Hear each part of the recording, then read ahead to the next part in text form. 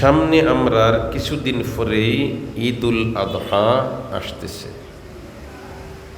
যেটারে আমরা কোরবানির ঈদ হইয়া থাকি। এই কোরবানির ঈদের সময় আমরা জন্তু কোরবানি দেই। অনেকের ধারণা থাকে যে কোরবানি দিলাম, গোশত খাইলাম, খুশিবাসি করলাম, এই পর্যন্তই শেষ।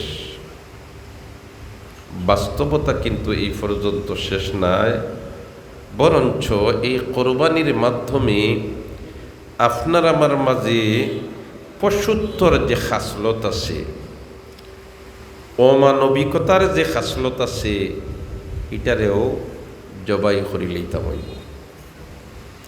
যদি জন্তুরে জব করার সাথে সাথে আমার মাঝে অমানুষত্বের যে খাসলতগুলা আছে, এগুলারে আমি জবাই করে লইতাম পারি, তাহলে ঈদুল আযহার প্রকৃত তাৎপর্যটা আমি হাসিল করতাম পারলাম বলিয়া ধরিয়া নেওয়া যায়।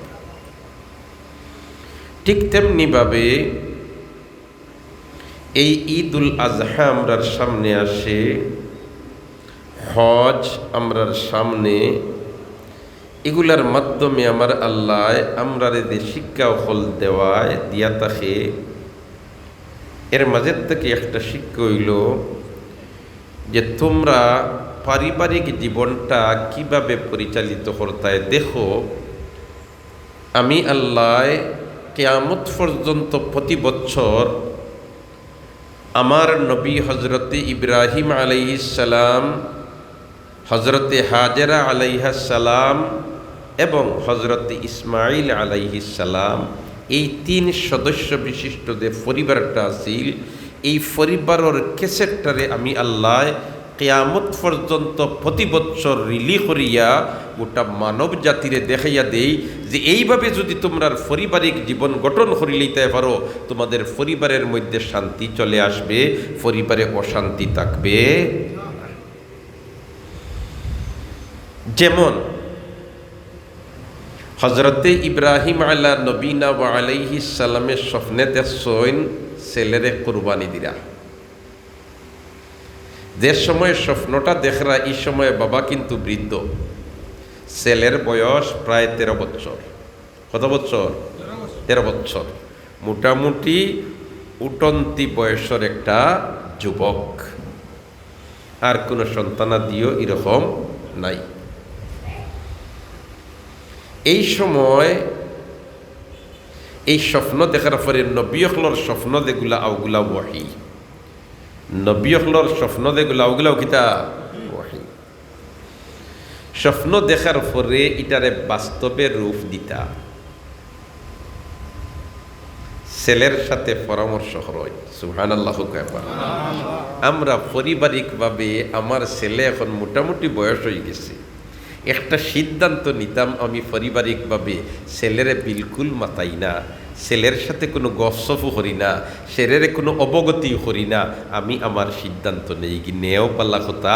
কিন্তু এই ঘটনাটা, এই ওয়াকিয়াটা, এই বর্ণনাটা আমার আল্লাহ প্রতি বছর রিলি করাইয়া মানব জাতিরে দেখাইয়া দে না, তোমরা পরামর্শ করো, পরামর্শের মধ্যেই বরকত হোক। সুবহানাল্লাহ।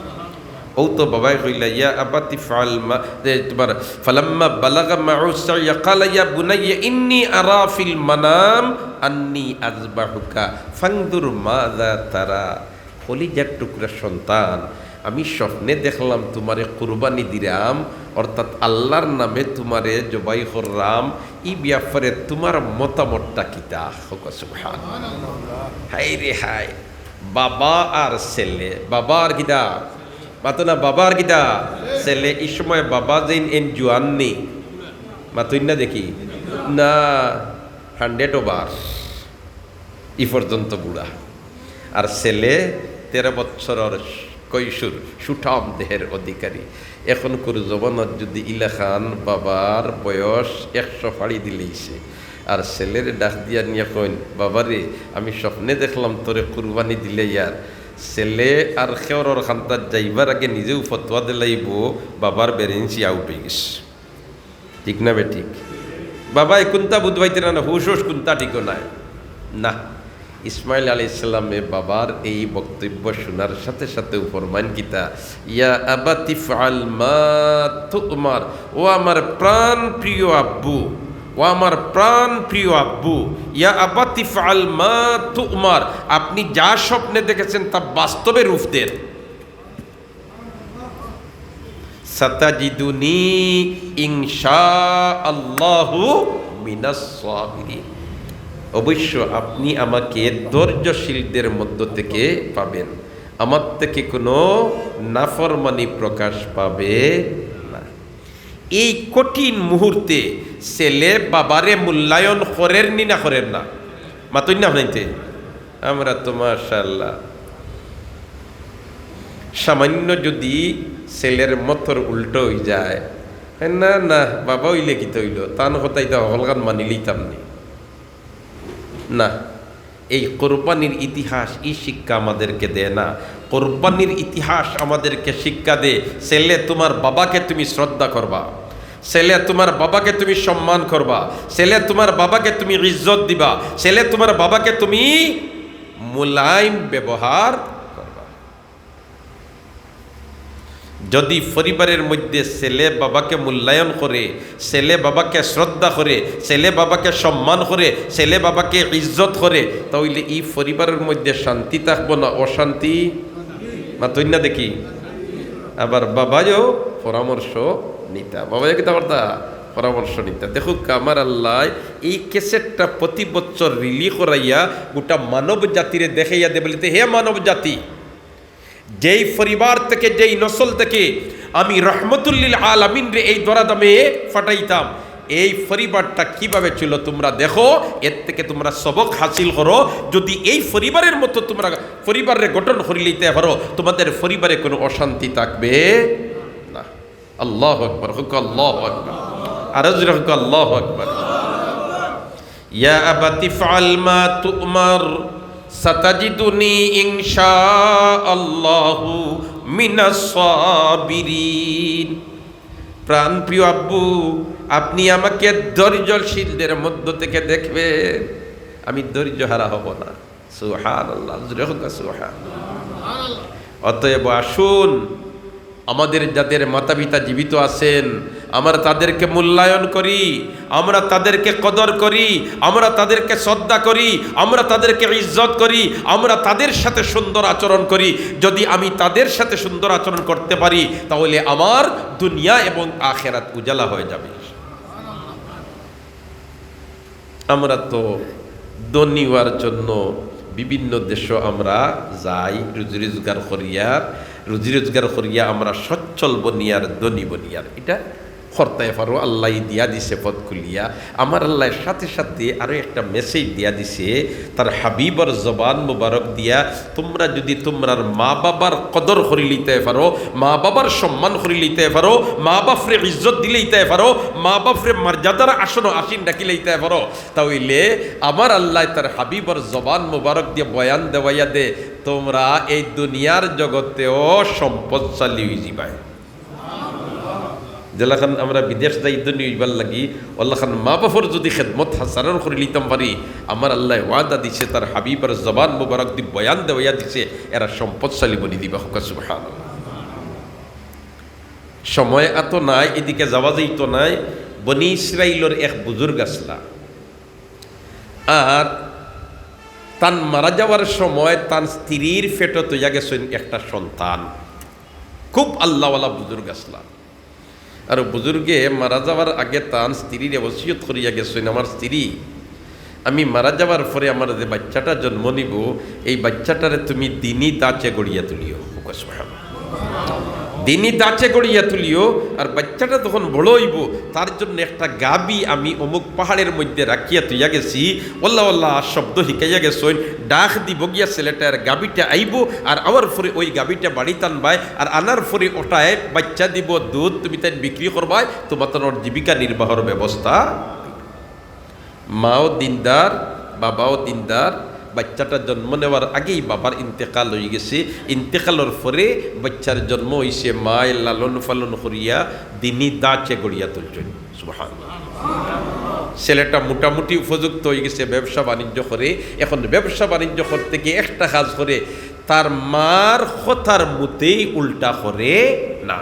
সর্বাবস্থায় তার মার কথারে মূল্যায়ন করে, কোনো অবস্থায় মার কথারে অবমূল্যায়ন করে না। হয় না, বাবারে দুই নয়নে দেখছি না এই দুনিয়ার জগত, আমি দুনিয়াত আইবার আগে আমার বাবা ইন্তেকাল করে লইছেন, মা পাইছি, মার কথার উল্টা আমি জীবনে করব।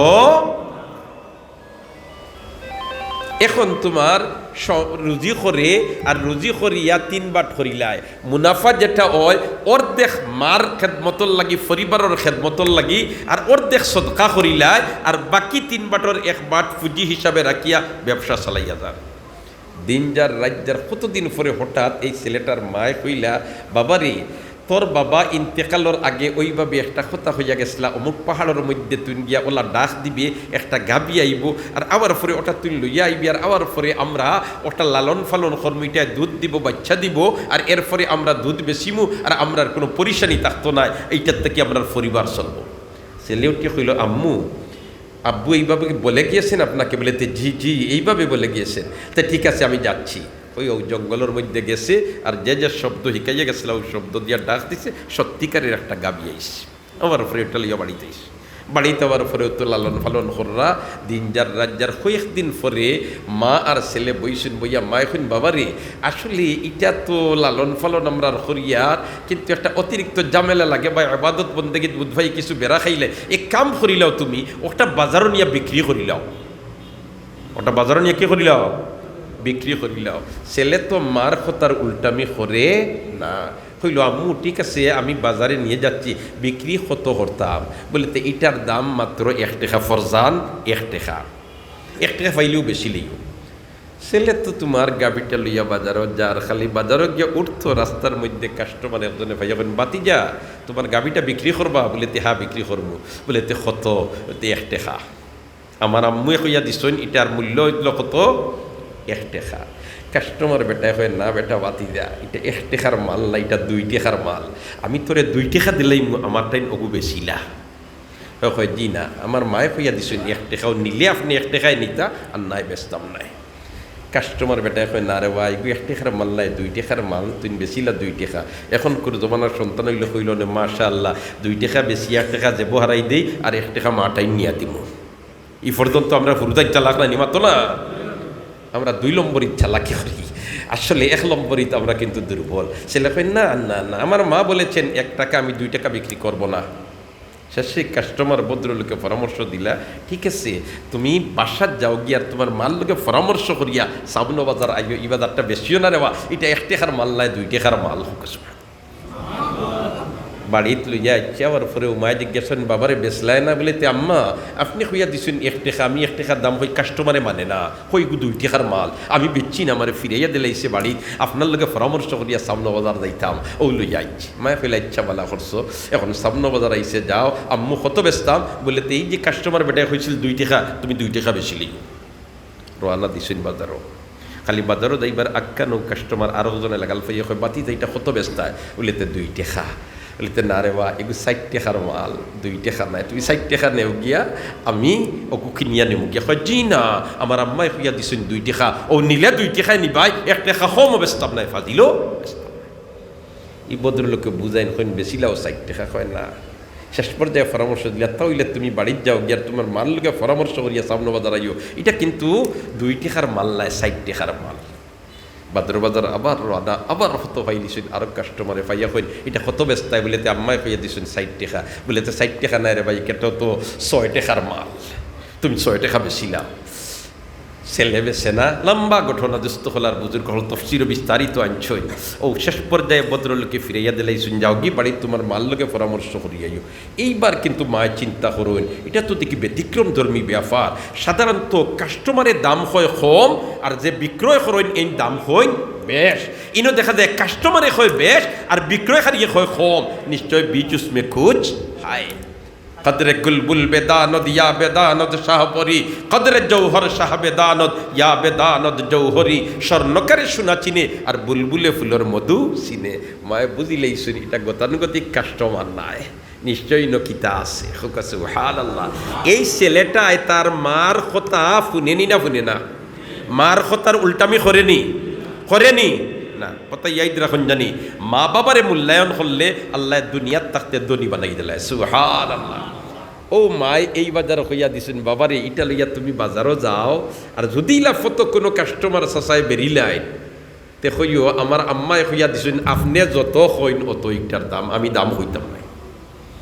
হাসারোর বাজারও উঠবার আগে ফাইলিছেন কাস্টমারে বাতিদা বেস্তায়নি বলে তে জিও বেস্তাম, কত বেস্তায় বলে তে আমার আম্মাই হইয়া দিছেন আপনি যত হইন অত হোক। ও কাস্টমার ভদ্রলোকে কইন তাইলে এক কাম করিলাও, ইটা লইয়া তোমার বাড়ির যাও গিয়া, আর বাড়ির যাওয়ার পরে তোমার বাড়িতে কোনো কাস্টমার আইবা এইটাই এই গাবি না নিলে হইতো নাই, এনতানো নেওয়াই লাগবো। আর তুমি কইবা যেহেতু নিতা আপনাইতে আর নিয়া তুই জব করিলেইতে আপনার তোর যেটা বাস্য বুধ ভাইয়ার আমি বেসমু, ইটা জব করিয়া খালিয়া সামলা বিছানির পরে যতখান সোনা ধরব অতখান সোনা যদি দে তে বেসমু আর নাই বেসমু নাই। তাইন শেষ পর্যায়ে রাজি হইসইন, জব করিয়া খালিয়া যতখান সামলা বিছাইয়া যতখান সোনা ধরে অতখান সোনা দিমু। সুবহানাল্লাহ। কিলা বনি ইসরাইলর এক ব্যক্তি মারা গেছইন, এখন সে মারছে মার্ডার সে করছে সে হইতা পারইন না। ও এরা সারা মিলিয়া গেছেন মুসা আলাইহিস সালামের খেদমত, আর গিয়া কইছেন ও মুসা নবী আপনি তো আল্লাহর লগে গফসফ করেন, আপনি আল্লাহরে জিকাইয়া হোক কামরারি বাইরে খে মারছে।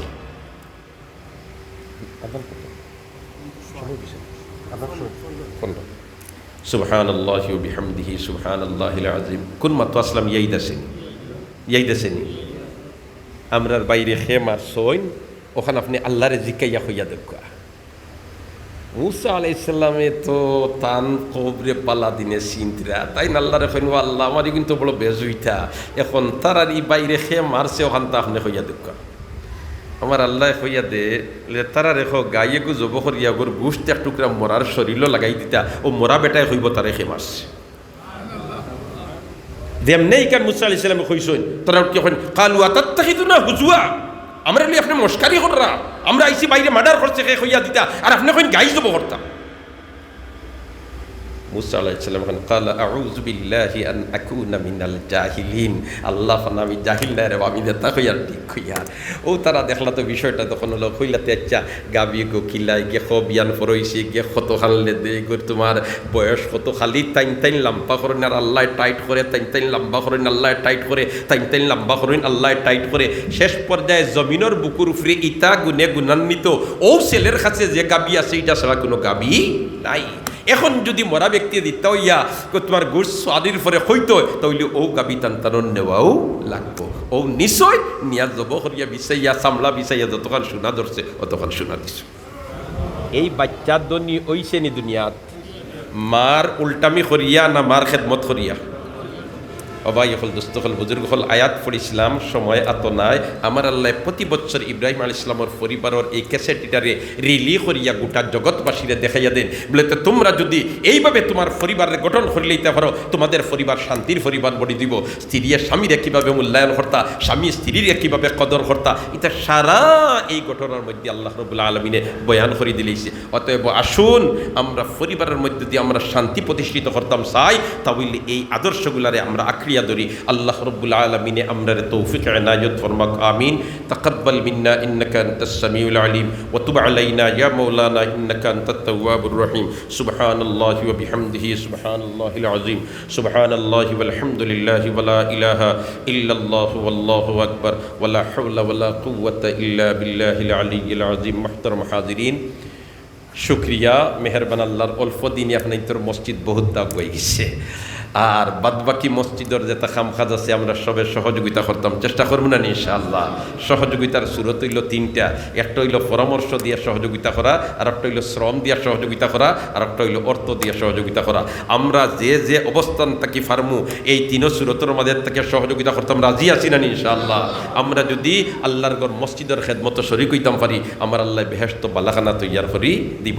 আল্লাহ রাব্বুল আলামিন আমরা তৌফিক দান করুক। আমিন। তাকাব্বাল মিন্না ইন্নাকা আনতাস সামিউল আলিম ওয়া তুব আলাইনা ইয়া মাওলানা ইন্নাকা আনতাত তাওয়াবুর রহিম। সুবহানাল্লাহি ওয়া বিহামদিহি সুবহানাল্লাহিল আযীম। সুবহানাল্লাহি ওয়াল হামদুলিল্লাহি ওয়া লা ইলাহা ইল্লাল্লাহু ওয়াল্লাহু আকবার ওয়া লা হাওলা ওয়া লা কুওয়াতা ইল্লা বিল্লাহিল আলিয়্যিল আযীম। লা ইলাহা ইল্লাল্লাহু মুহাম্মাদুর রাসূলুল্লাহ। আল্লাহুম্মা আমিন। আলহামদুলিল্লাহ রব্বিল আলামিন ওয়াসসালাতু ওয়াসসালামু আলা আশরাফিল আমবিয়া ওয়াল মুরসালিন ওয়া আলা আলিহি ওয়া আসহাবিহি ওয়া আহলি বাইতিহি ওয়া ইতরাতিহি আজমাইন। পরবর্দিগারে আলম দয়াল আল্লাহ আজকের এই মাহফিলকে কবুল ফরমাও। ইয়া আল্লাহ এই মাহফিলের জরিয়া বানাইয়া এলাকার কবরিস্তানের মধ্যে রহমতের জড়ি বর্ষাও। রব্বুল আলামিন আমরার জিন্দা মুর্দা মা বাপরে মাফ ফরমাও। আল্লাহ আমরার যারার মা বাবা কবরবাসী বানিয়ে গেছেন কবর দে বেহেশতর বাগান বানাই দাও। কবরের মধ্যে রহমতের জড়ি বর্ষাও। কবরে আর রওজায় আতরের সম্পর্ক পয়দা করি দাও। ইয়া আল্লাহ যারার মা বাবা জীবিত আছেন হায়াত লম্বা করি দাও। বেশকরি খিদমত করবার তৌফিক দাও। দেশ বিদেশে আমরার যত ভাই বিরাদর মওলা আপনার হেফাজত রাখিও, আপনার কেফালতের মধ্যে রাখিও ইয়া আল্লাহ। পরবর্তীকার আলম দয়াল আল্লাহ এই মসজিদ খান পুনর্নির্মাণ করতে গিয়া তোমার যত বন্ধা হলে সহযোগিতা খরচইনার খররার করবার সারারে কবুল ফরমাও। আমাদের জন্য নাজাতের জরিয়া বানাইলাও। আল্লাহ এই মসজিদের জরুরতে আপনার গাইবী হাজারাত থেকে পুরা করে দাও। ওয়াসসালামু আলাল মুরসালিন ওয়ালহামদুলিল্লাহি রাব্বিল আলামিন। আমিন।